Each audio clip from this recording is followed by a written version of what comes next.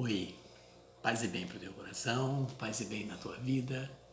Desejo mesmo que você esteja muito feliz para podermos fazer uma reflexão sobre uma passagem muito importante do Evangelho, não é?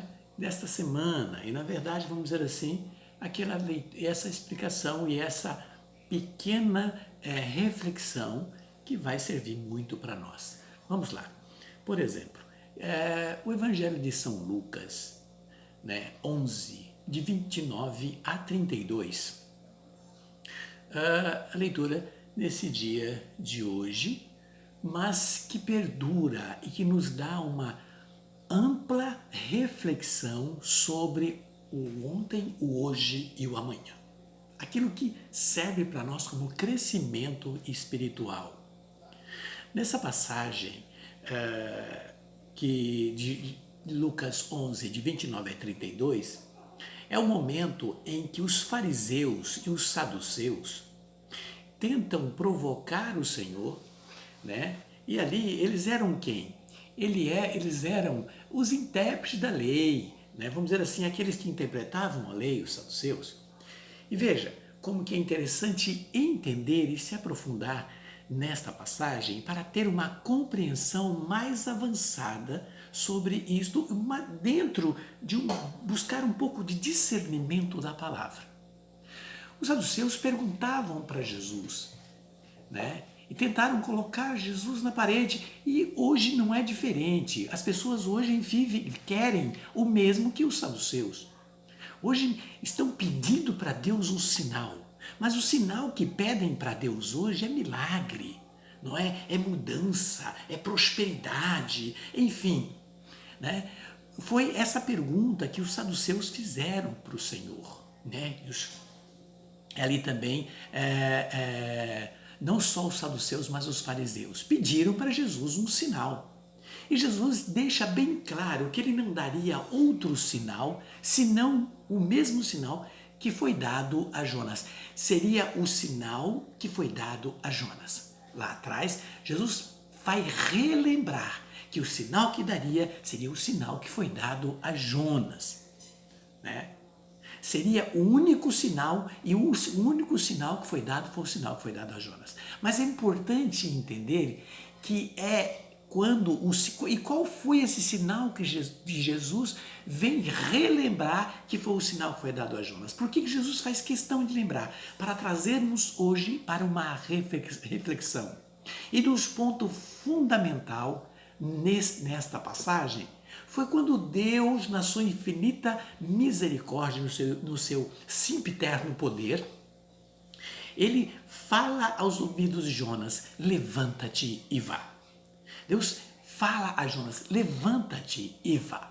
É um ponto fundamental quando Deus pede para Jonas levantar e ir, não é? Deus determina a Jonas que ele vá. E veja, um ponto interessante, desse mandato é quando seria esse o primeiro dos sinais, não é? Um sinal de potencialidade de ordem que Deus dá a Jonas: levanta-te e vá. Vá aonde? Vá a Nínive, Levanta-te e vá. Jonas até se levanta. Jonas levanta, mas já levanta num sentido da desobediência. Jonas não aceita aquela incumbência de ir a Nínive e proclamar a Nínive o que aconteceria se o povo não se convertesse e não mudasse os corações. Veja, e já determinado o que aconteceria em Nínive durante X dias. Naquele tempo, se o povo não mudasse, o que aconteceria com a cidade de Nínive? Bom, Jonas acha que pode enganar o Senhor, E no caminho Jonas muda o seu percurso. Não é diferente hoje com muitas pessoas quando recebem um mandato, quando recebem uma ordem ou recebem uma incumbência, não fazer o que lhe foi pedido, não ir aonde lhe foi mandado, não falar o que foi dito, pedido para falar. hoje estão distorcendo a palavra de Deus, estão distorcendo o evangelho e colocando, hoje se apregoa um Deus da prosperidade, um Deus da bonança, mas esquece do Deus salvador, da misericórdia, o Deus que pede que mude os corações, o Deus que pede que sejam simples e que amem uns aos outros e que se acolham uns aos outros. Não está diferente, porque no momento em que Jonas recebe aquele mandato, veja, Jonas recebe aquele mandato de ir a Nínive, Jonas muda o percurso do caminho. Jonas vai fazer um caminho mais longo. Jonas vai para a direção a Damasco, um caminho bem mais longo. E isso não muda muito. Vamos estar fazendo uma reflexão dentro disso, passo a passo, porque Jonas, ele vai e ele se esconde no porão de um navio. Veja, ele se esconde no porão de um navio. Veja, muitas pessoas não pensam que também podem fazer assim. Não é? Quando recebem a incumbência de ser bom, de fazer as coisas corretas, de fazer tudo certo, tá? Tentam achando que vão sair do olhar de Deus e vão praticar as suas atrocidades, as suas maldades, as suas malícias, não é? As suas libertinagens, e acha que Deus não vai estar olhando, acha que Deus não vai ver. E foi justamente um dos pensamentos de Jó, não é? Quando naquele momento Jó pega e diz, Jó diz no livro de Jó, ele vem dizer: para onde eu poderei ir? Ainda que eu esteja nas profundezas, aonde eu vou estar? Que aonde eu estiver, o Senhor vai estar com o seu olhar em mim. Então, muitas pessoas tentam fazer como Jonas. Jonas foi esconder no porão de um navio, apesar de ter recebido um mandato potencializado para uma execução de misericórdia. Jonas se esconde no porão de um navio. Se esconde. Hoje muitos estão se escondendo dentro dos seus eu, no seu ego, do seu orgulho, né? Escondendo atrás da parede da mentira, da inveja, do ciúme, dos rancores, da falta de perdão, né? Da falsa aparência de dizer que é cristão, não é? Uma aparência, vivem como manequins, uma aparência maravilhosa, se escondendo, achando que Deus não está olhando e não está vendo as suas ações. E essas mesmas pessoas hoje pedem um sinal, assim como os fariseus e os saduceus. São essas pessoas que vivem pedindo para Deus um sinal. Que sinal? Um sinal de cura, um sinal de mudança, um sinal de paz, um sinal. Às vezes a vida está uma turbulência e essas pessoas estão pedindo, apesar de estar no erro, viver no erro, estar habituado no erro, viciados na vida errada e querem colocar Deus à prova, pedindo para Deus um sinal. Né? É interessante, né? Quais são esses sinais? Porque nem sempre as pessoas estão pedindo um sinal a Deus, né, para uma mudança pessoal, né?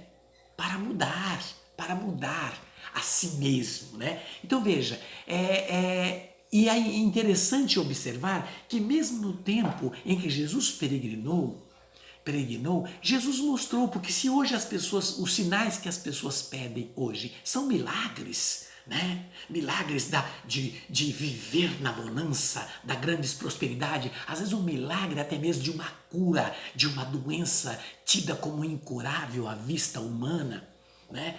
Mas não pedem o milagre de uma mudança interior, que Deus faça um milagre para uma conversão, para uma mudança de vida, para um rumo, um caminho do bem. Observe que isso é muito importante, ter essa noção e essa percepção do que as pessoas hoje estão pedindo. Não é? Não estão pedindo aquilo que é o correto. E isso já começa diante de Jesus, porque há uma falta de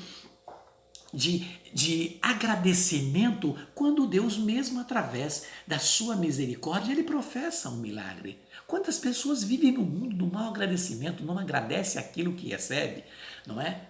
Não agradece, muitas vezes recebe até mesmo um milagre. Não muda muito. Dos 10 leprosos que Jesus curou, só voltou um e ele perguntou, cadê os outros 9? Né? Isso não muda muito. As pessoas hoje vivem, como Jesus disse nessa passagem de Lucas 11, de 29 a 32, essa geração perversa. Ele estava falando de aquele povo de Nínive, um povo que buscava a idolatria, um povo que vivia um tempo de maldade, de perversidade. Faça uma reflexão do mundo de hoje. Como que está, se você possa estar vendo as coisas, está vendo as pessoas, achando que pode se esconder de Deus, apesar de ter recebido os 10 mandamentos. E no primeiro mandamento diz amar a Deus sobre todas as coisas e ao próximo como a ti mesmo. E é o que acontece. Esses mandamentos que está ligado os dois em um só, está sendo colocado em segundo plano. Eu amo a mim mesmo e eu amo aquilo que eu quero, o outro que se lixe. Independente de quem seja, perto de mim ou longe de mim. Então, esta é uma visão daqueles que muitas vezes se diz hoje cristão. E Jesus olha profundamente a mente e o coração. Jesus olha e por isso ele diz o que ele disse naquele dia, quando colocaram aquele paralítico por cima do telhado para que ele curasse, porque não conseguia passar pela porta. Quando Jesus diz, teus numerosos pecados são perdoados, aqueles que estavam ali, que se achavam os conhecedores da lei, murmuraram entre si nos seus corações e murmuraram, mas como pode? Ele veio de curar, ele está perdoando o pecado. Jesus olha para eles e diz, por que pensais isso nos vossos corações? Veja, por que pensais isso nos vossos corações? Seria eu curá-lo, ele, antes de perdoar os seus pecados, antes de limpá-lo da sujeira no qual ele está?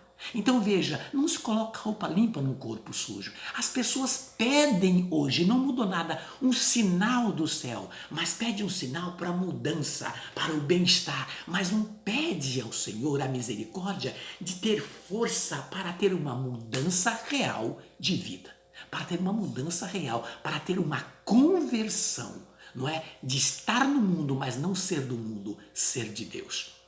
Ainda nesses dias, nessa semana está sendo, como foi ontem, a irmã Dulce, né, em Roma, foi ali, né, pelo Papa, a santa brasileira. Aí muitos perguntam, nossa, irmã Dulce foi canonizada santa? Não. Irmã Dulce não foi canonizada santa ontem.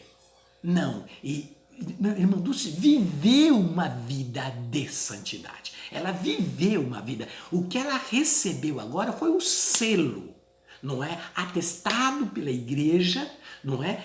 Como santa do céu. Mas ela, para que ela pudesse ganhar isso, ela teve uma vida de santidade. Ninguém vira santo depois que morre.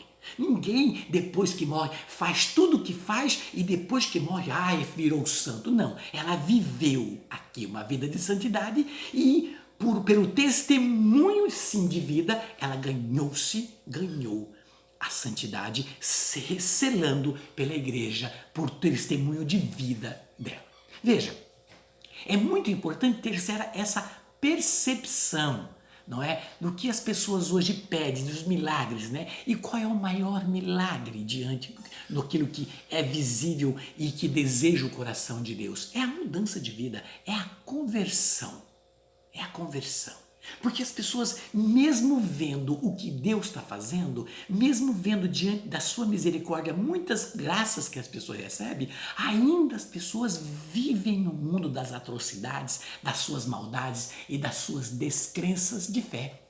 Por não compreender e por não respeitar aquilo que o Senhor pede e faz. Não foi difícil com o povo que saiu do Egito, não é?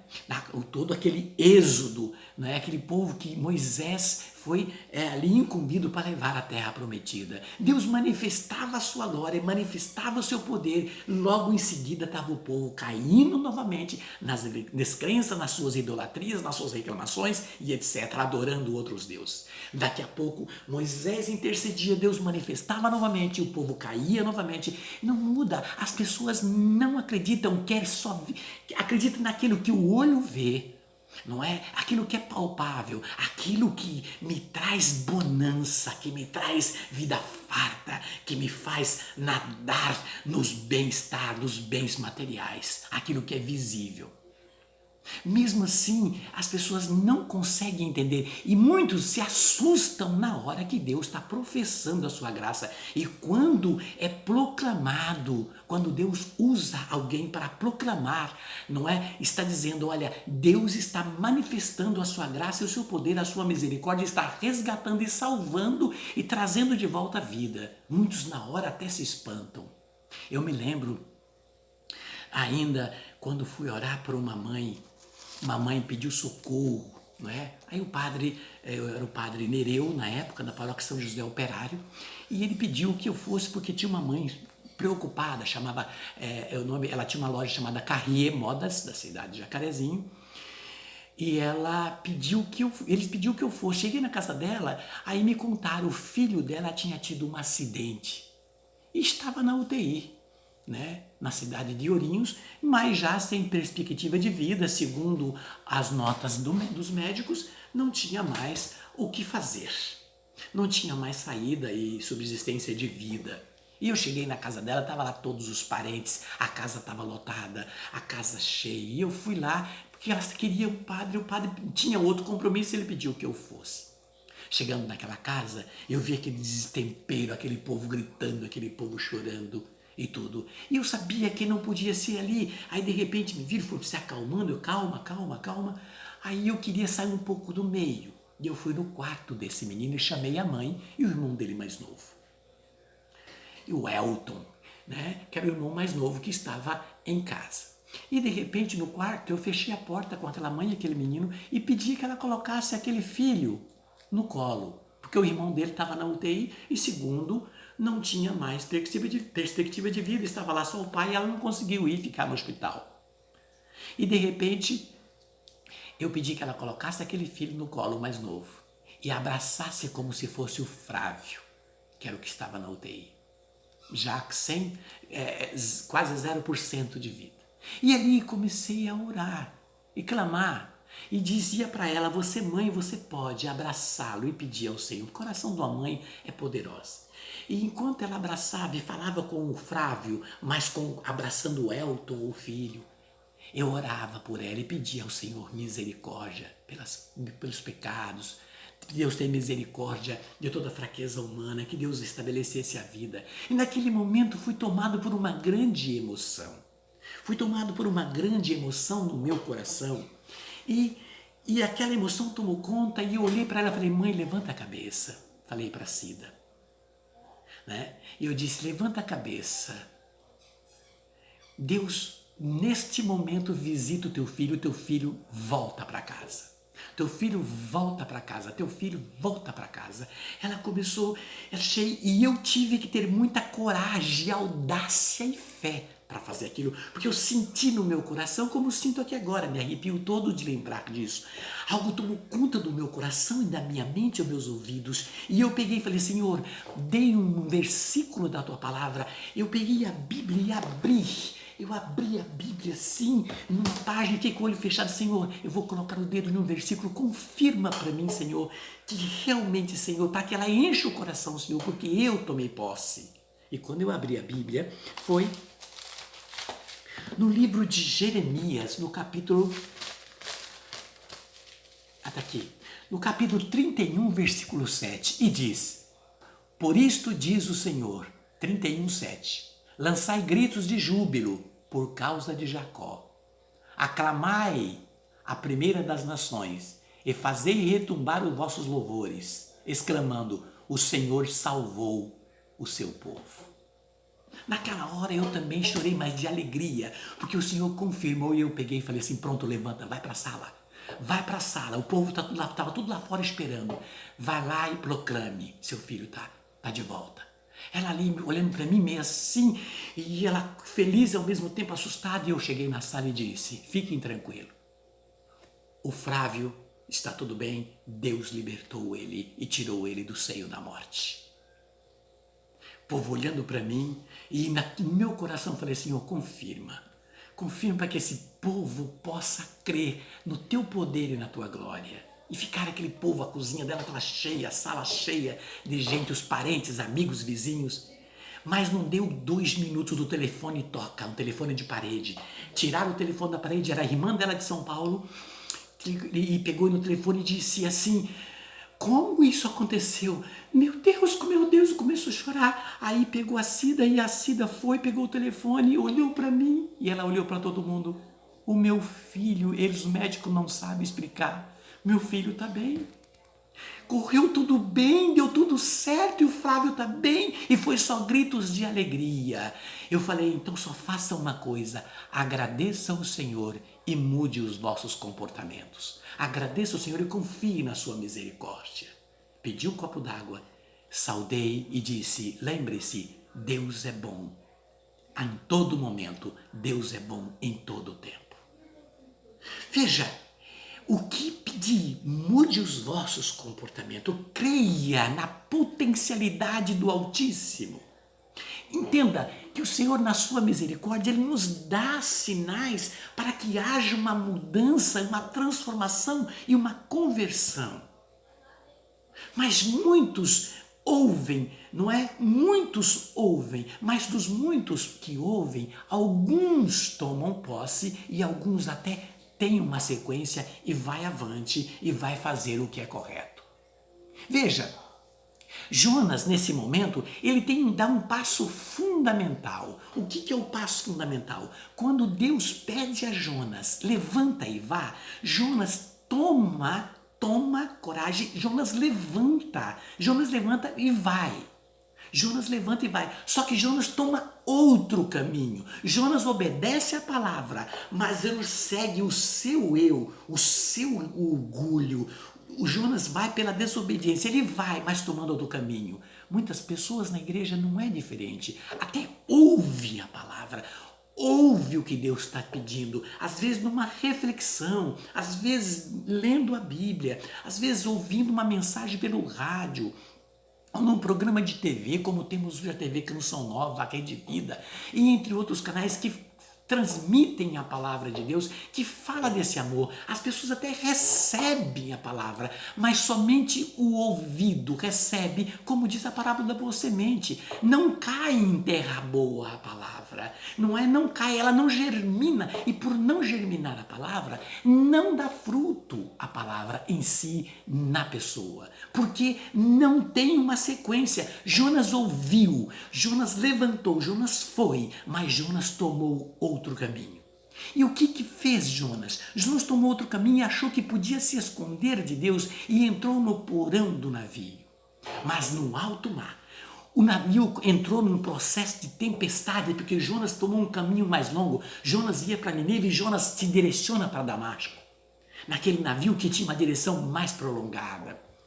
E aquele navio entra num processo de tempestade. E aquele povo orando, pedindo para todos os deuses, pedindo. Enfim, descobriram que no porão do navio tinha alguém que não estava orando ao seu Deus. E ali o que fazem? Decidem para que você possa entender. Quando descobrem que Jonas não estava orando, que Jonas estava ali, como vamos dizer assim, escondido no porão. Pegaram Jonas e jogaram no meio da tempestade. Jogaram Jonas ao mar. Jogaram Jonas nas águas que estavam revoltas, vento, águas. Muitas vezes, quando você toma outro caminho que não é aquele que determinado por Deus, não é aquele no qual Deus chamou, você pode cair no meio da tempestade. Você pode cair no meio da tempestade de provas, de dificuldades, e aí você passa a reclamar. Por que, meu Deus? Mas por quê? E começa a questionar Deus. Mas por que começa a questionar Deus? Porque no primeiro momento ouviu a palavra, mas o seu lado humano, o seu eu, fez você tomar outro caminho, e o caminho mais longo. E muitas vezes, quando você acha que você pode obedecer, o caminho que você toma pode estar levando você para a tempestade. Jogaram Jonas no meio da tempestade. Mas por que jogaram? Entenda, Jonas não estava compreendendo até então. Muitas pessoas podem até não compreender por que está vivendo no tempo da tempestade. É hora de reflexão, é hora de parar, refletir, meditar. Por que estou caindo e por que estou nesse lugar? Por que está acontecendo isso comigo? Não é hora de perguntar o porquê, é hora de parar e fazer uma reflexão. Jonas foi para o meio da tempestade e no meio da tempestade Jonas caiu em outro. Jonas foi esconder, caiu em outro lugar, mais escondido ainda, né? Jonas estava ali, lá no porão do navio. Do porão do navio, Jonas foi para outro porão, só que o porão do ventre de uma baleia. Veja a grande dificuldade que muitas vezes toma por uma falta de desobediência. Ele obedeceu no primeiro momento à palavra, mas no decorrer do caminho ele refletiu e não aceitou a incumbência de fazer o correto, aquilo que Deus tinha pedido. Muitas vezes você é potencializado, você é potencializada a fazer o correto, seja na sua vida espiritual, na sua vida material, na sua vida profissional, na sua vida familiar, na sua vida social e muitas vezes até naquela regra de saúde, de alguma situação de enfermidade. Você recebe uma incumbência de fazer o correto, daquilo que é predito pela medicina, talvez na sua enfermidade, naquilo que é você potencializado no seu trabalho ou na sua vida de missão de missionário. Mas você quer correr e fazer da sua forma. Nós queremos fazer do jeito que nós queremos. E do jeito que nós queremos, nós tendenciamos a cair no meio da tempestade. E no meio da tempestade vamos encontrar dificuldade, vamos encontrar provações. E foi isso que Jonas encontrou no meio da dificuldade. Jonas encontrou uma grande provação.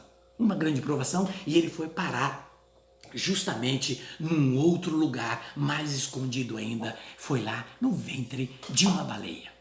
Mas veja como que é importante. Vamos assinalar 4 pontos importantes. Mas para isso, eu quero que você entenda. Se você está vendo este vídeo e está até agora, é interessante que você vá para o segundo. Ok? Vá para o segundo vídeo para que você possa entrar nessa reflexão comigo. Vamos ver os 4 pontos importantes, ok? Então veja, tem este vídeo e nós vamos passar para o próximo vídeo. Você vá pela sequência, ok? Ok? Então vamos lá. Até o próximo. Um beijo para você.